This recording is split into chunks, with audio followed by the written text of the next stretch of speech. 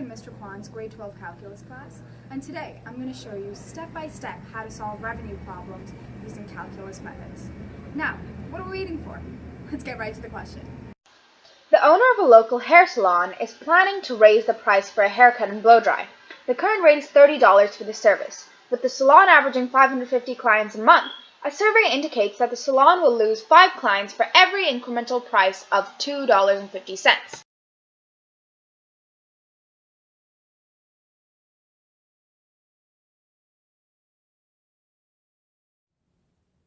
So question 11a asks us to create a revenue function.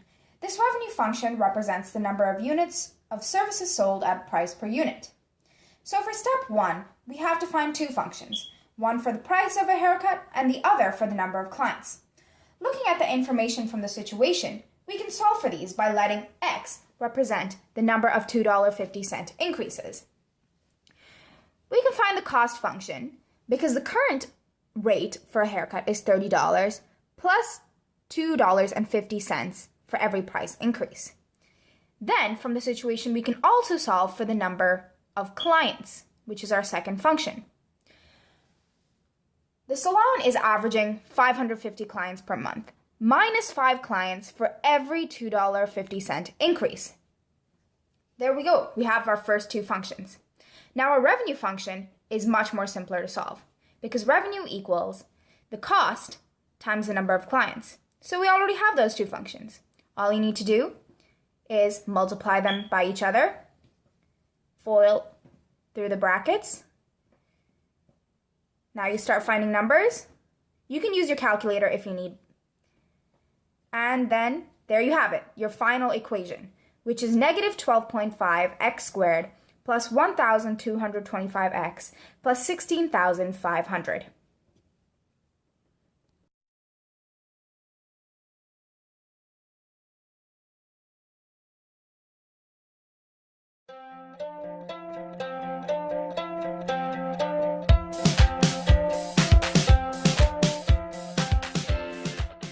Okay, so question 11b asks us to find the derivative of our revenue function using the product rule. The derivative represents marginal revenue. Marginal revenue refers to the instantaneous rate of change of total revenue with respect to the number of items sold. But the product rule is only used when multiplying. Since we're not multiplying, we will use the power rule.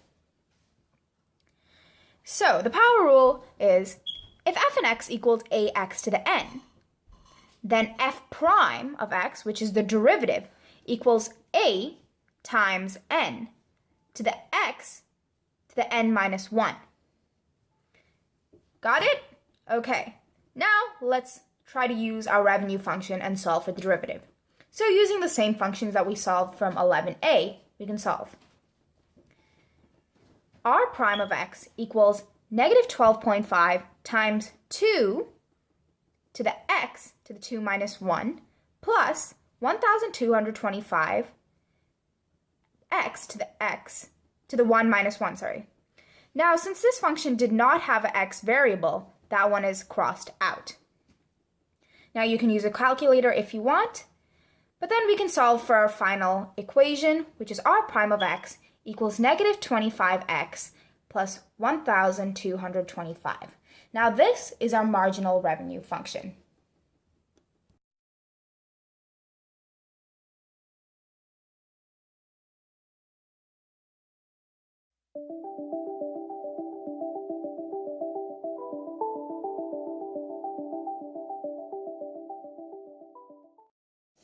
Alright, so question C asks us to solve for r prime at 3.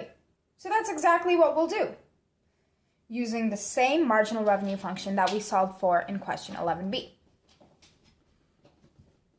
All we do is sub in 3 for x, which equals negative 25 times 3 plus 1,125. You can use a calculator if you need. But that equals negative 75 plus 1,125, which gives us our final value, r prime at 3 equals 1,150. But what exactly does this number mean? This value represents the rate of change in haircuts for a $7.50 increase in haircut costs. How do we know this? As you recall, x represents the number of $2.50 increases. Since x was equal to 3, that means 3 times 2.5, which equals $7.50.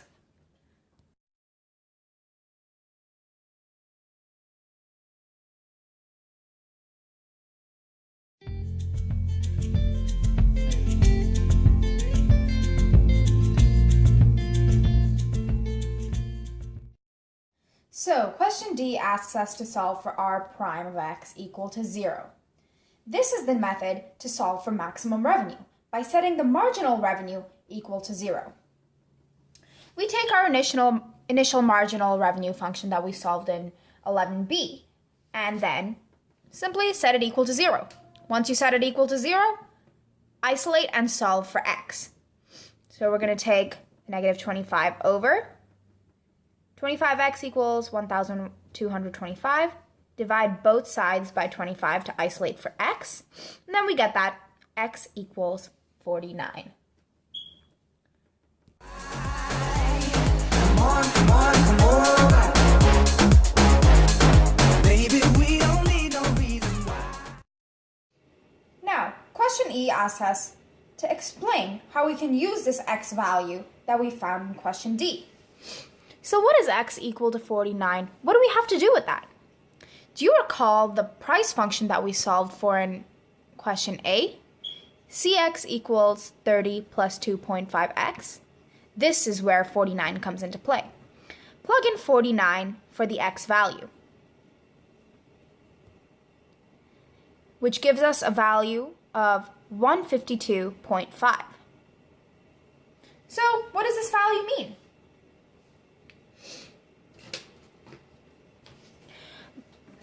By plugging in 49 into the price function, it gives you the price of each haircut the salon should charge to maximize revenue. Because as you recall, the method we used in question D was to solve for maximum revenue. Therefore, we can conclude that the price of $152.50 is the price that the salon should charge to maximize their revenue.